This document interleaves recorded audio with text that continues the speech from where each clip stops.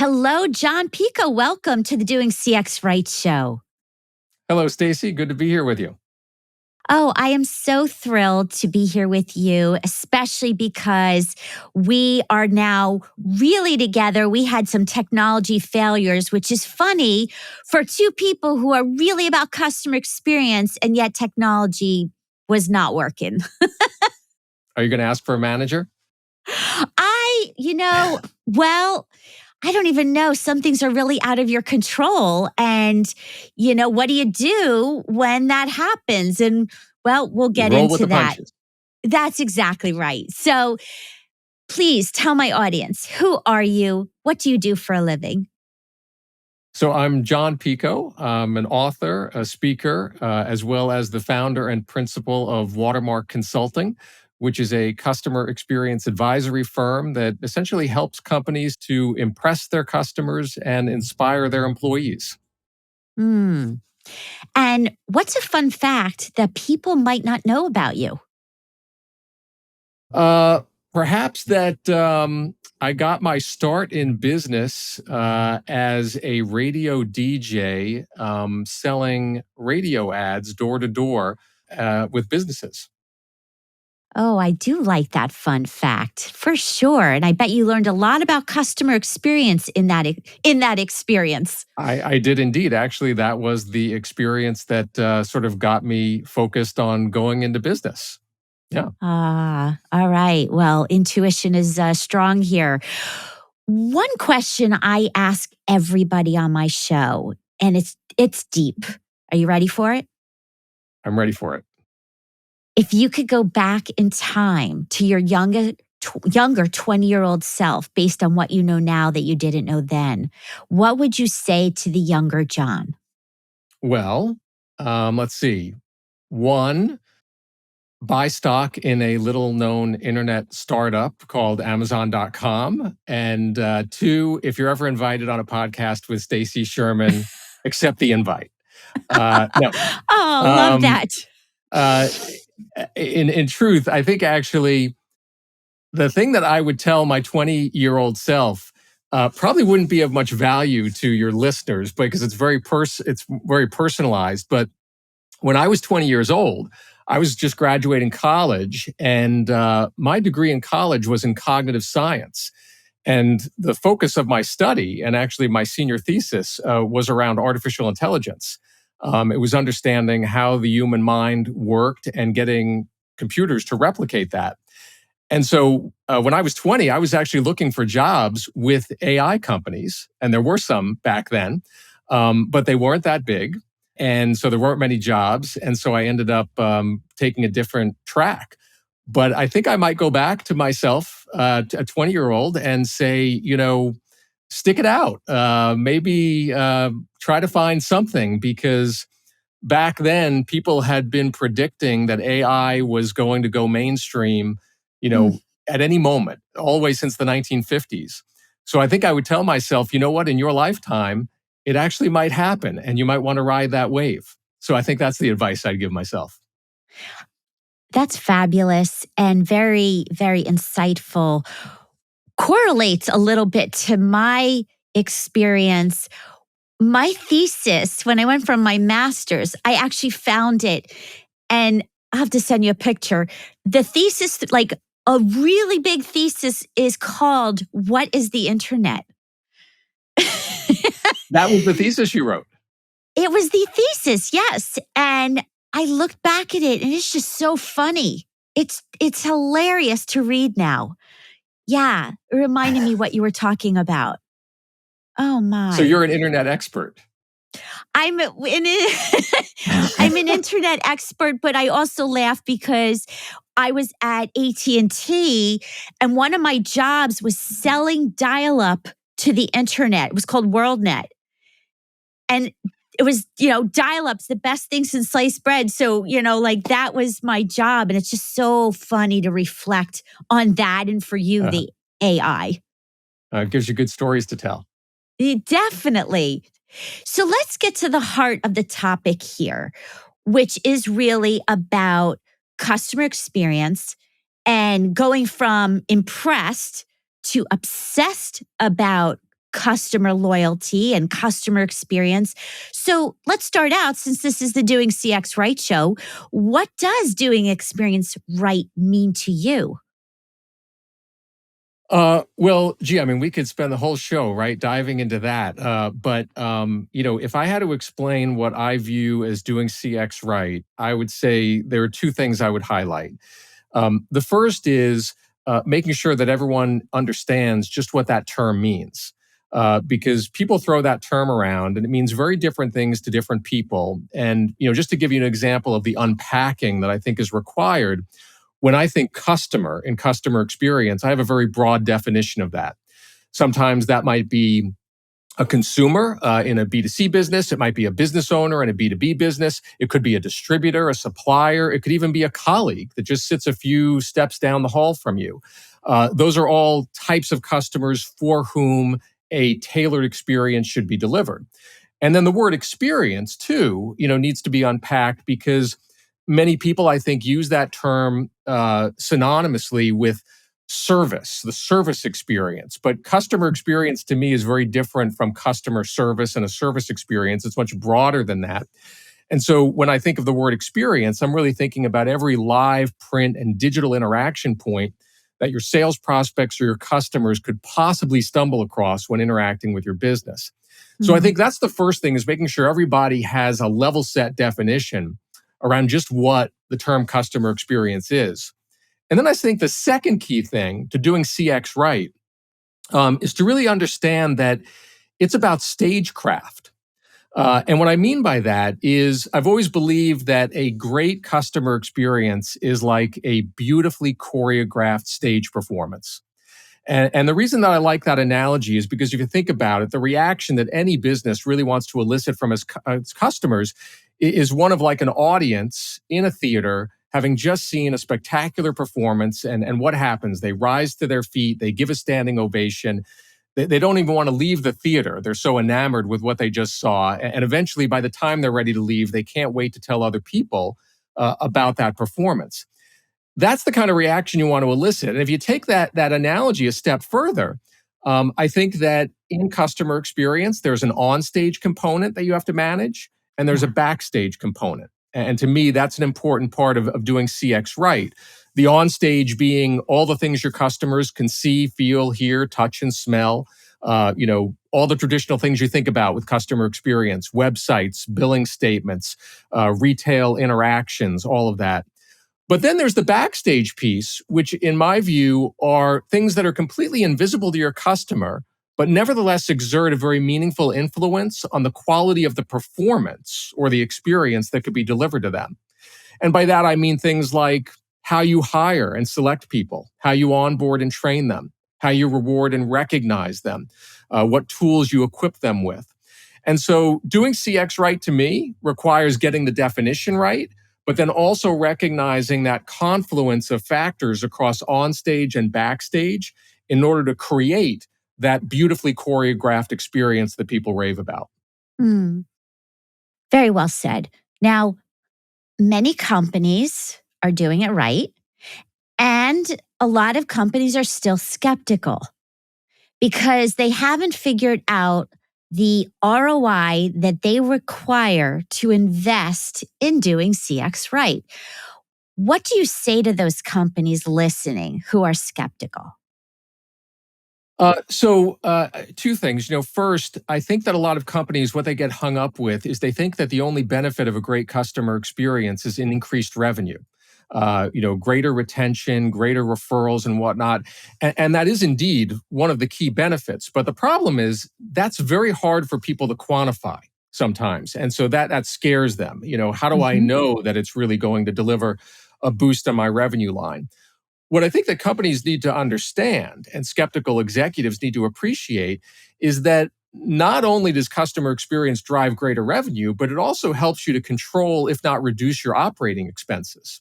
A great customer experience can actually cost less to deliver because if you're doing things right upstream in the experience, it actually obviates the need for people to contact you downstream. And so you see really meaningful savings in customer service expenses and things like that, because there's less stress being put on your operating infrastructure from all of those people that are contacting you with issues or problems or complaints that just go away if you're doing experience right from the very beginning. So that's one thing I would tell people who are skeptical. The other thing I would point to is a study that kind of put my firm Watermark on the map over a decade ago. And that is the Watermark Consulting Customer Experience ROI study. Hmm. And frankly, Stacy, it was born out of my own frustration in this regard. When I launched my own firm, I knew the only way it was going to be successful is if I could get executives to engage in this discussion, to get them past that deep-seated skepticism that they have about whether there really is a tangible ROI to customer experience. And I remember vividly, it was the holiday season in 2009. And I was thinking to myself, how do you prove this to people? And what dawned on me is you really need to speak to the C-suite in a language they can understand. And I Hmm. concluded that that language was shareholder value, because that's a metric, whether you're a public or a private company, everybody kind of gets that who's running a business. And so that was the genesis of the customer experience ROI study, which basically looked at the top performing public companies in customer experience Hmm. and compared their shareholder returns with the worst in customer experience. And we've updated the study every few years. Now there's 13 years of data in the study.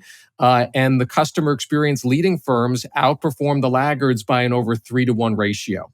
And when you see the bar graph illustrating that, where not only do the leaders outperform the laggards, but the leaders outperform the market index and the laggards underperform the market index. So, it's a very clear pecking order. And you look at the stratification there of that bar graph, and it's just like, it just hits you in the face. Like, wow, there really is something here. This isn't soft and fuzzy. This is very real, very tangible, and it's something that you can Hmm. take to the bank, as the smart companies are doing. Yeah, I bet people listening are saying, "How do I get that study?" So you'll have to share that for, Yep, we I can can put a link in your reference show it. notes for that. Yeah, absolutely. That's gold. So when you talk about the ROI and obviously reducing churn and boosting that retention, it's so important. Yet many companies are so focused on acquisition. Let me get more sales, but they neglect their current customers. And I believe that you can double your income from your existing customers. What do you say to that? I think you're crazy. I think you're crazy because it's probably even more than double. I think that people grossly underestimate the financial lift that they Yeah. can get by doing right from their existing clientele, not only in terms of those folks sticking around longer, but many studies have shown that those happy, loyal customers, they are less price sensitive because they focus not just on the cost of a particular transaction, they focus on the value of the whole relationship they have with you. And when they're less price sensitive, you can derive greater revenue from them. You also find that those happy, loyal customers tend to entertain ideas for other products and services from you. So you gain greater wallet share. That helps to boost your revenue. So there is a lot of data out there that shows that shows just how being good to your existing customers is very much rocket fuel for your business. It's not to suggest that you stop seeking to acquire new ones, but you are absolutely right that so many companies are obsessed with the hunt for new customers that they completely neglect the ones that they already have under the umbrella, and they take them for granted. And they do that at great risk to themselves. Hmm. I would add that a lot of companies are measuring NPS, which is good if you're not measuring anything. Start with that. But 2 points. One, it blows my mind that they'll get a set of promoters and they don't do anything with them. Right? So you talk about referrals, like here they're saying I love you and I will recommend you. Give them a way to do that. I think that you're absolutely right. It the you know we as human beings, and I think especially people who are in business, they are at their heart fixers, problem solvers. And so when you see a customer that is a, promoter on the net promoter scale or highly satisfied, I think many business people look at that and say, my job is done here. I'm good. But in truth, there's so much that you can capitalize on by leveraging the voice of that promoter, of getting them to understand how other products and services that you have that might be of relevance to them. Yeah, I think that's true. And actually, it makes me think of something that just recently happened to me at my the place where I bank at, my local bank branch. I actually, so here's the backstory. I finally left the bank that I was doing business with for, gosh, probably 10, 15 years because I hated them so much, and banks, they count on the friction that's required to switch. And that's how they can be so bad to their customers because they just know, well, nobody's going to go through the hassle of switching. Well, I finally, went through the hassle. And anyway, I went to this new bank and the branch manager was just super helpful. And I said to her at the end of our whole discussion after I opened my accounts, I said, I'd like to tell your manager, like, what a great job you did. Can you give me that person's email? And so she did. And I wrote that gentleman, and I was shocked that I never heard anything in response. And I mean, this was a glowing email where I was just sort of extolling all the virtues of this branch manager and how wonderful she was to work with. And then I was shocked that someone in the organization, when getting a note like that from a customer who was clearly a promoter at that point, didn't even have the courtesy to respond and say, wow, thanks so much. We're so glad. So that's another example to me where, obviously you want to follow up on the customer feedback that comes in that's really negative. But you know what? You should probably follow up on the feedback that comes in that's super positive as well. Yes. Two comments to that. One, I recently did that at a hotel where the woman at the hotel was A, empowered to fix a mistake, and B, I asked her for her name and contact information of her boss. Now, similar to you, I didn't get a response from the boss, but what I did get was that employee, that front line, was so grateful that nobody ever asks her and offers to put a compliment in. So we're just doing good even in that. Yeah. And you want to make it, you always talk about, you want to make it easy for customers to complain because complaints are a gift, but you also want to make it easy for customers to compliment. Because Right. like you saw, when you create an avenue for customers to easily praise the people that are assisting them, that's a morale booster for the people on the team who are getting those kudos. So you want to make it effortless for customers to provide that praise. Yes. Now, speaking of praise and being impressed and being obsessed with the brand, what is the And we difference? should probably mention, because you keep using those terms, but I never actually said the title of the book that I wrote was From Impressed to Obsessed. So that we probably want your listeners to realize that because they're like, Stacy, why are you going off on this impressed obsessed thing? But that's the reason. Well, they'll read it in the show notes too. But yes, this is very intentional, everybody. And I want, Jon, for you to explain what is the difference between impressed and obsessed, and how does it relate to keeping loyal customers who come again and tell others?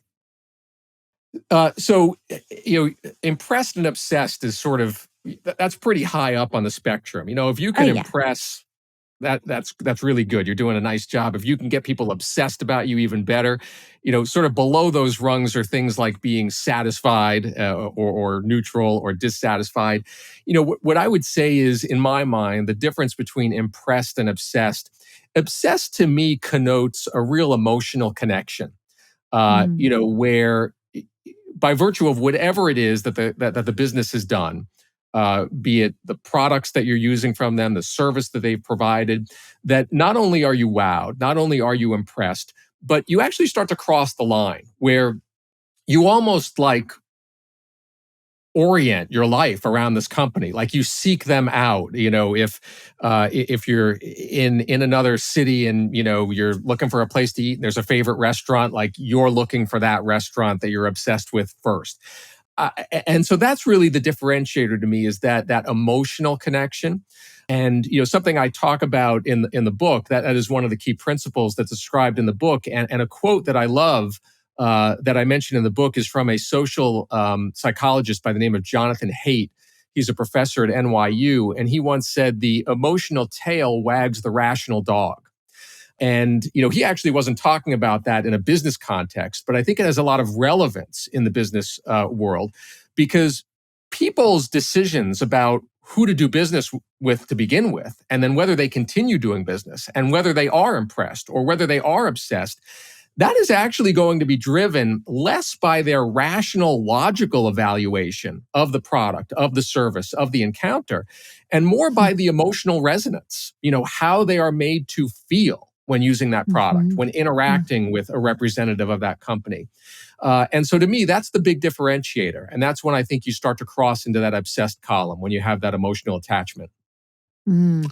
All right. So, somebody listening, they're either an entrepreneur, they're in a small or mid-sized company, or they're in an enterprise, and they're sitting here listening and saying, "Oh, I want customers to be obsessed with our products, our services, our company." They're wondering, well, how do I know if they are? What would you say to those people? How do you measure that? Yeah. So I am. You mentioned Net Promoter earlier, and there are people who are absolutely religious about certain measurement systems, whether it's Net Promoter or Customer Effort Score. I'm not going to say that I'm a zealot about any of them. I think that they all have their merits. I think Net Promoter, if done right, can be a very effective tool, not only for measuring the quality of the customer experience, but also helping to encourage a culture that is oriented around that. So that's the first way I would answer, is I think that there are voice of the customer measures that you absolutely want to look at. And you want to make sure that there are external metrics that you are using to create a reality check for your internal metrics. Because Mhm. so often companies, they sort of obsess. We talk about obsessing. They obsess over some internal gauges.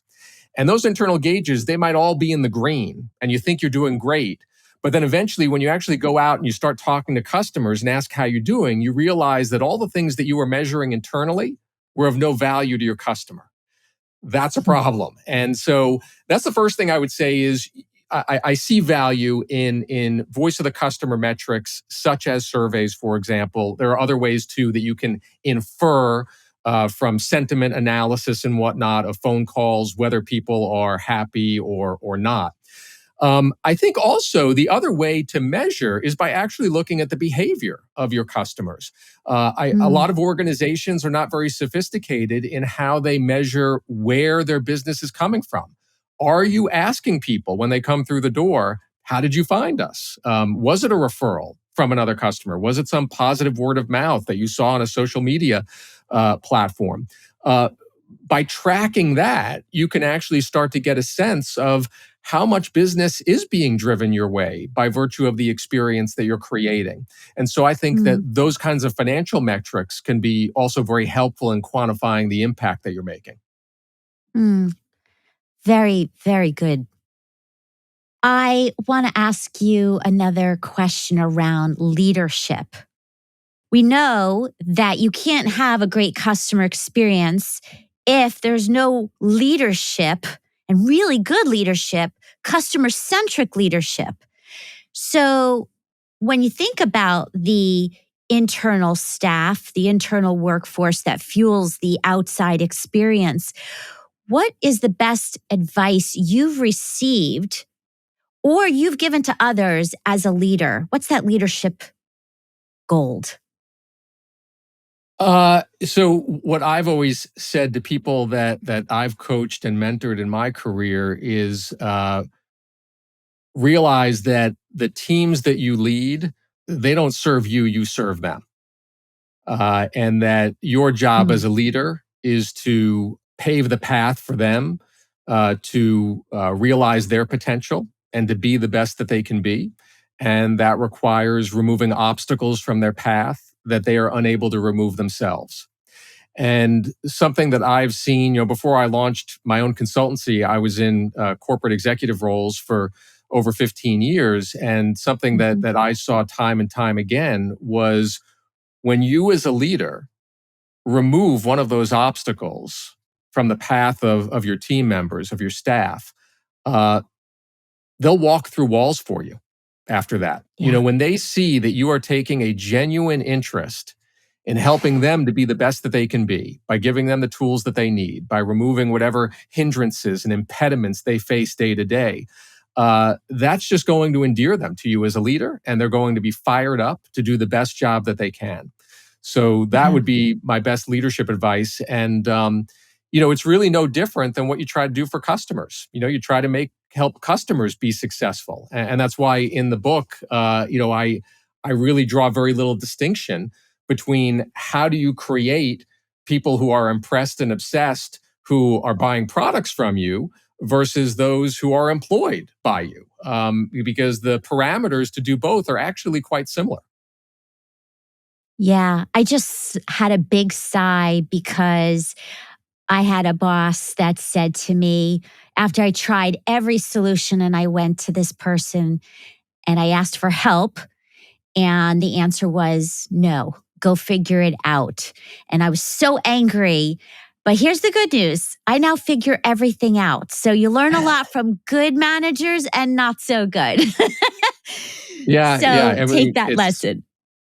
it Yeah. is no fun working for a leader that you don't have any respect for. But in a way, it puts stripes on your shoulders, and you learn about things to do differently when you're in that kind of capacity. Yes. Well, final question as we're ending in time. I told you it goes fast, which is, what is your one takeaway you want people to remember or to go do? Because this is doing CX, right? What's that one go do? Uh, the thing I would want people to take away is understanding that if you are aspiring to satisfy your customers, then you are aspiring to mediocrity. Customer satisfaction is overrated. Customer satisfaction is a one-way ticket to the business graveyard. And the reason I say that is because study after study has shown that satisfied customers defect all the time. They just leave. So if you really want to derive competitive advantage in your business from the customer experience you deliver, it's not enough to merely satisfy your customers. You need to impress them. You need to leave that indelible impression in their minds that's going to cultivate the repurchase and referral behavior that's really the lifeblood of any thriving company. That would be my advice. Mm. And the do part of getting them obsessed, what would be one thing? How do you get them obsessed? Yeah, to get help their customers become obsessed with them. Mhm. And I'll go back to that emotional piece. I think it is stepping into the shoes of your customers and understanding how that which you are doing through your company, the products you're selling, Mhm. the services you're providing, how is it making that customer feel? Mm. At that moment in time, whatever environment they're in, whatever circumstances that they have, don't think about how they are logically and rationally going to evaluate the interaction. Think about how it makes them feel. And the example I love to give people is, imagine if you call a contact center to get service, and every time you call, they pick up the phone in 10 seconds flat with a live person, no automated greeting. If you look at that, you might say logically and rationally, wow, that's a pretty good experience. But if after speaking with the reps in that contact center, if I am made to feel like I was a burden on them, if I was made to feel embarrassed or stupid in some way, it doesn't matter that you picked up the phone in 10 seconds or less flat, right? Yeah. So that would be my advice, is always look through the lens of emotion and how your customers are being made to feel after the Yeah. interaction they're having with you. Wonderful. Thank you so much for being here. And I will share your book and your research and all about you and your socials in the show notes so people can find you. And thank you for the gift of you today. And thank you, Stacy, for all the work that you're doing to spread the gospel around how to do CX right. We appreciate it. Thank, thank you.